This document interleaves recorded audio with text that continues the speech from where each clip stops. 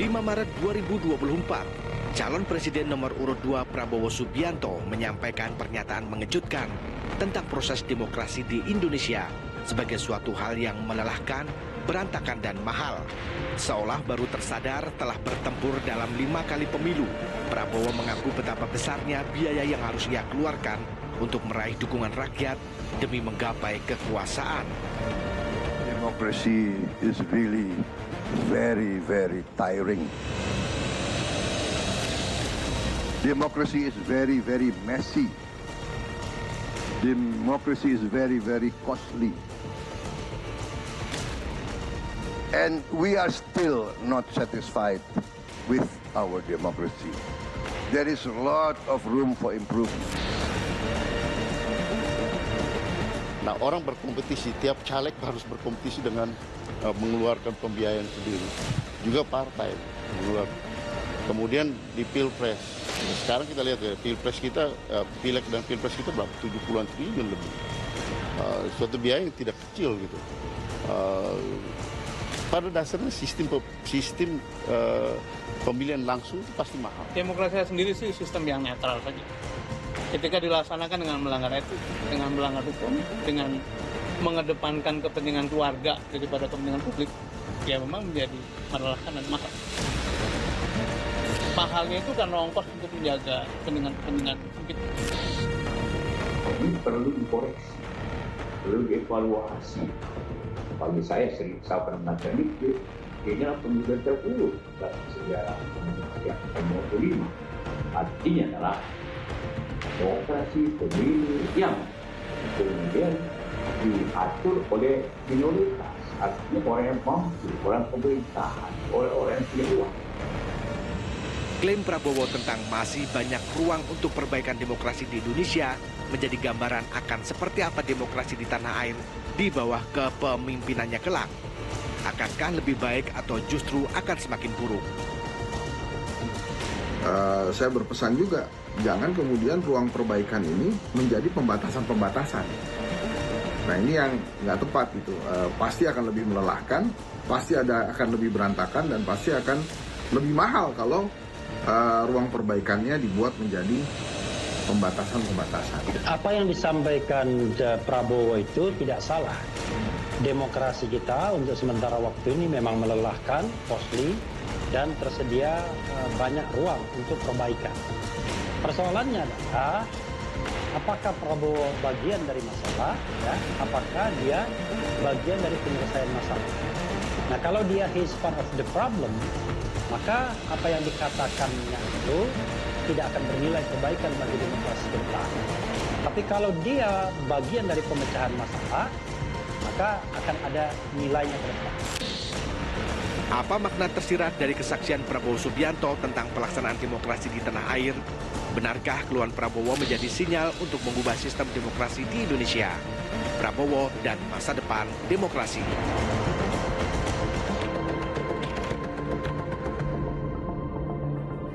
Bang Dhanil dulu, Bang Dhanil, dari pernyataan Pak Prabowo tadi gitu ya, sebagai salah satu kontestan di pemilu 2024, Pak Prabowo menyatakan bahwa demokrasi ini melelahkan, berantakan, dan juga mahal. Sebenarnya yang di mana yang dimaksud bagian dari melelahkan dan berantakan ini? Pak Prabowo dalam setiap momentum diskursus yang terbuka seperti itu pasti selalu memaparkan baik itu keunggulan demokrasi Indonesia, kemudian kelemahan demokrasi Indonesia. Keunggulannya tentu kita salah satu negara demokrasi terbesar di dunia pada saat ini, kemudian tingkat partisipasi publiknya juga tinggi sekali, kemudian di tengah keberagaman masyarakatnya kita masih bisa menjaga demokrasi kita tetap kondusif, kemudian pemilu kita aman dan sebagainya. Banyak sekali kelebihan demokrasi Indonesia yang harus terus kita rawat. Namun tadi disebutkan Pak Prabowo memang banyak sekali ruang perbaikan yang harus kita lakukan ke depan. Misalnya salah satunya tadi demokrasi kita itu memang melelahkan.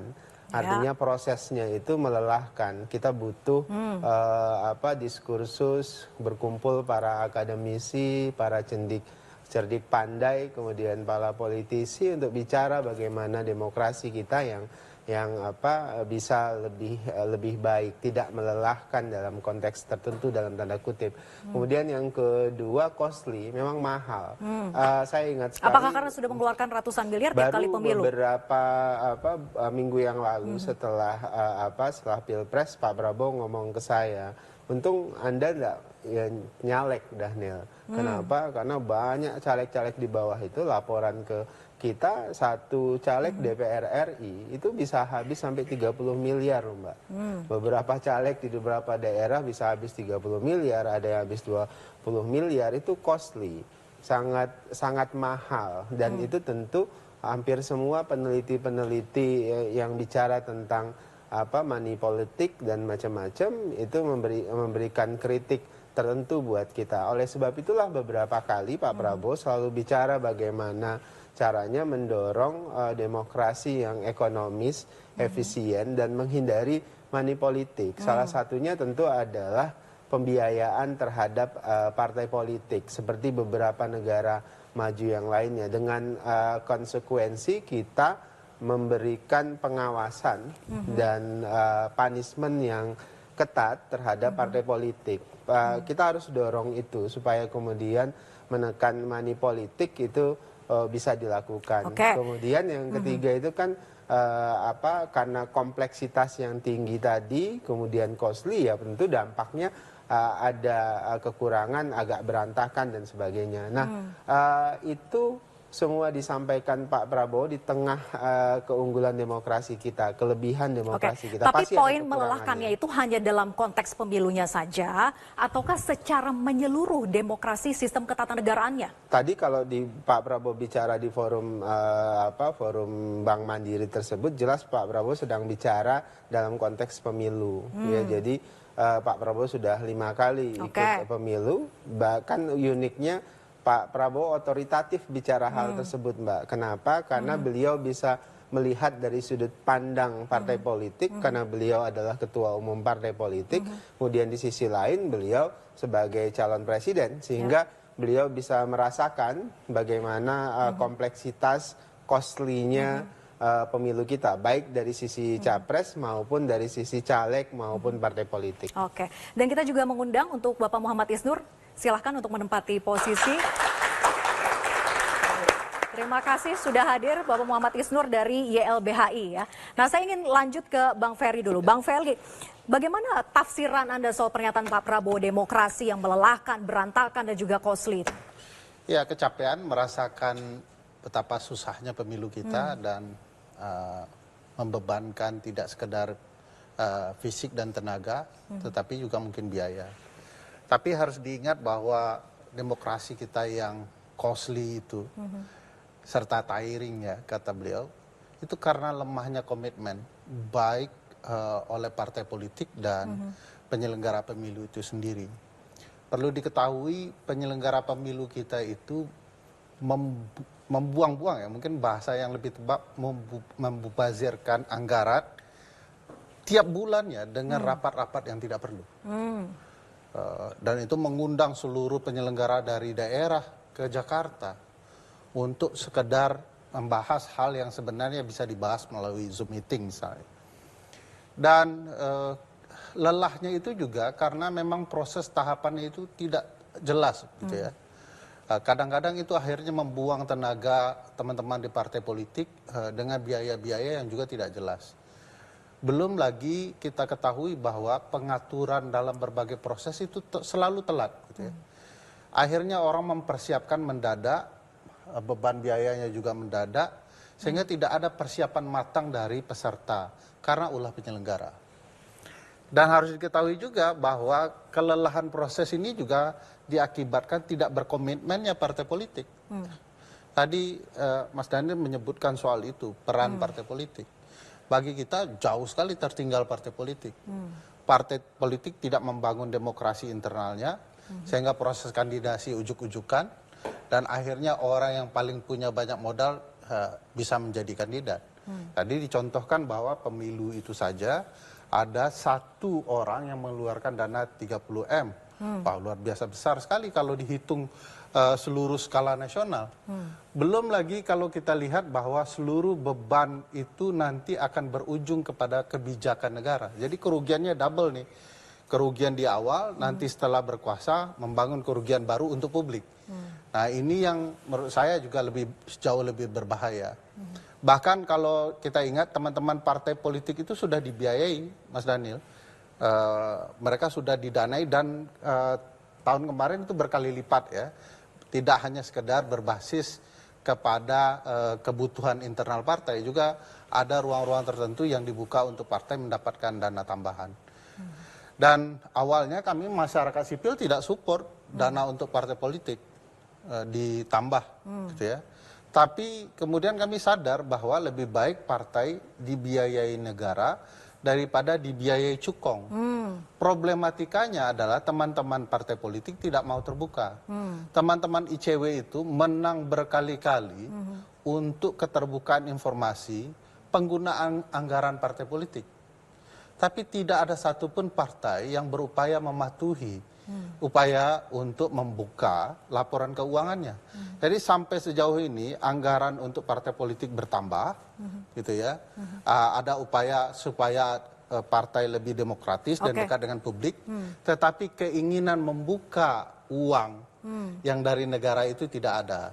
Khawatirnya kalau kita tambah lagi untuk partai politik yang kemarin saja belum selesai, nanti ke depan juga tambah lebih parah. Dan akhirnya tetap costly, gitu ya, tetap melelahkan, tetap messy, begitu ya, karena segala sesuatu yang dikeluarkan itu gagal karena penyelenggara sudah tidak lagi mandiri. Contoh misalnya Sirekap, kita mengeluarkan dana miliaran untuk Sirekap yang ujung-ujungnya kacau juga, gitu ya. Oke, saya lempar ini ke Bang Igor ya. Bang Igor, Anda setuju tadi yang disampaikan oleh Bang Ferry? Oh enggak. Pendapat Bang Ferry saya hargai ya, dia kan akademisi, kritisi dan sebagainya ya. Tetapi justru di situ persoalannya Bang Ferry. Kita membutuhkan kepemimpinan yang kuat, tegas ya, dan dipilih oleh rakyat melalui pemilu, setia kepada jalur demokrasi untuk mengembalikan demokrasi itu kepada rakyat, bukan kepada pemilik modal. Dan itu menurut saya sudah diputuskan oleh rakyat di pemilu 14 Februari kemarin. Jadi rakyat juga melihat ini adalah misalnya yang memenangkan pemilu itu ya, kita memang masih quick count ya, nanti sebentar lagi KPU akan mengumumkan real count. Jadi di situ poinnya.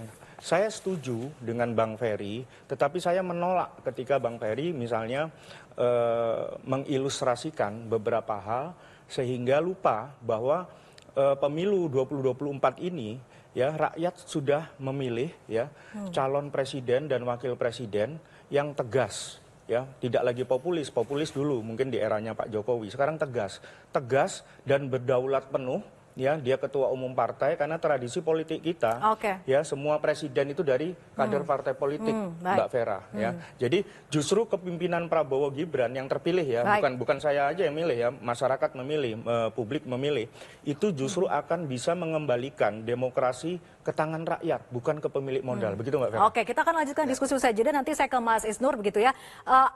Sebenarnya wajar tidak sih ketika keluhan ini muncul dari seseorang capres yang sebetulnya sudah unggul 50% lebih, tapi dijawab nanti usai jeda, tetap bersama kami di Panggung Demokrasi. Ketika dilaksanakan dengan melanggar etik, dengan melanggar hukum, dengan mengedepankan kepentingan keluarga daripada kepentingan publik, ya memang menjadi melelahkan dan mahal. Mahalnya itu karena ongkos untuk menjaga kepentingan sempit itu.